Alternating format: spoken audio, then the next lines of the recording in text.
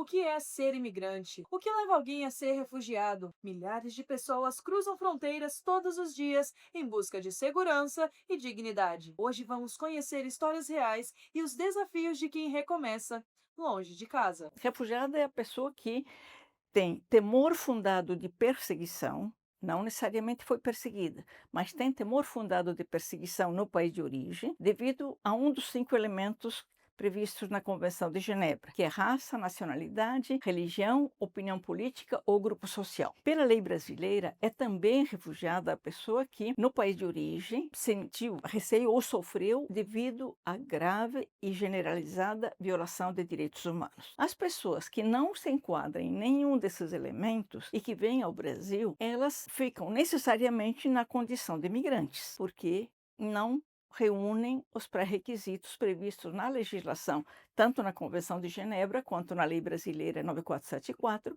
para a condição de refugiado. Eu me naturalizei brasileiro. Com esse passaporte brasileiro, me permite daí os 59 países sem visto, sem nada. Para achar que documento não é difícil, não é difícil.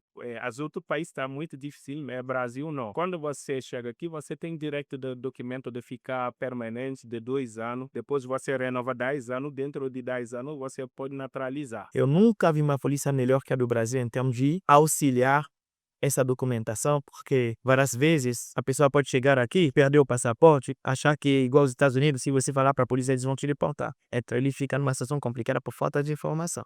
Mas se ele for atrás da polícia, se informar mesmo, eles vão orientar. E a polícia brasileira foi tão legal comigo, mas tão legal desde que eu cheguei aqui, que tem horas que eu tenho medo de chegar lá e dar um presente, porque muita gente pode já querer um suborno, sabe? Mas sinceramente, eu me senti acolhido. Em meio a guerras e crises, o Brasil tem sido refúgio para quem busca recomeçar. Segundo o Boletim de Migrações, divulgado pelo Ministério da Justiça e Segurança Pública, desde 2010, cerca de 1,7 milhão de imigrantes chegaram ao país. Só em 2024 foram mais de 190 mil.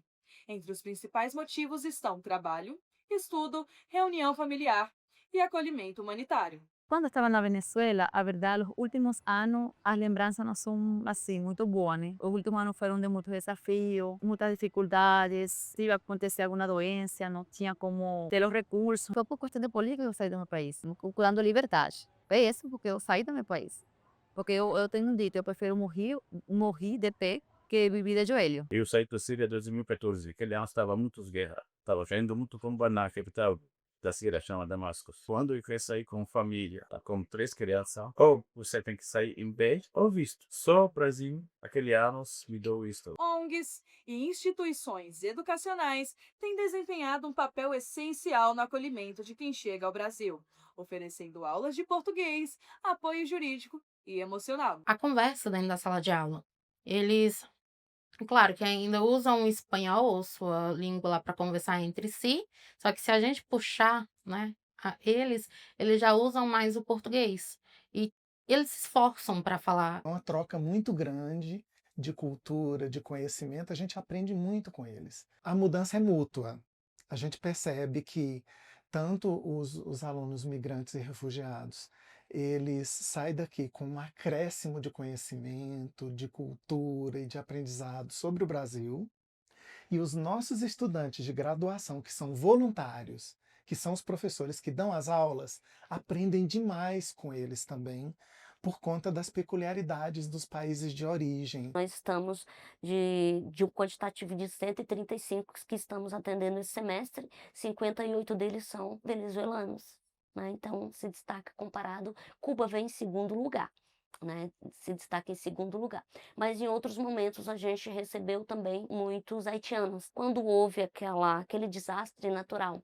Então a maioria deles que nos procuram boa parte são daqueles países que vivem em conflitos, aqueles que vêm em prol de perseguições políticas religiosas. Nós não atendemos uma turma com uma sala cheia.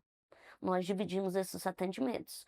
Os nossos atendimentos hoje eles acontecem de terça a quinta, manhã, tarde e noite. Esse semestre a gente sobrecarregou com 15, que geralmente a gente atende com 12, mas em função da demanda que a gente teve, a gente está atendendo as turmas com 15.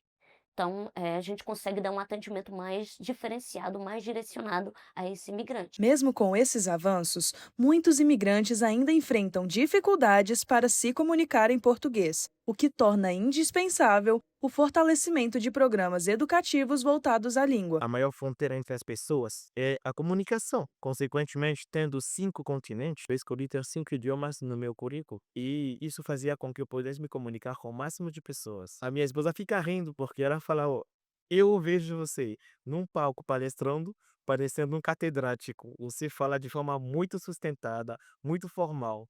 Aí em casa, às vezes, você fala feito um caipira, porque eu gosto muito de música de raiz no Brasil. Então eu consigo falar feito um caipira mineiro em casa e quando eu estou na rua com pessoas mais jovens, consigo ser um pouco mais despojado. O português, vocês brasileiros sabem que é muito difícil, questão de gramática, tem palavras em espanhol que se parece com o português, mas o significado é muito diferente. Às vezes eu rio, mas sim, porque a gente fica pensando, "Oh, será que a mensagem deu certo? Não quero mandar uma mensagem errada", a gente fica como constrangida. Com essa necessidade que você precisa algo e você não vê como vai pedir, você precisa se esforçar para aprender. Agora, primeiro ano, eu não estava falando português. Outras palavras. Essa coisa de escolher comida sobre língua também, porque não fácil você dar agradável para aqui.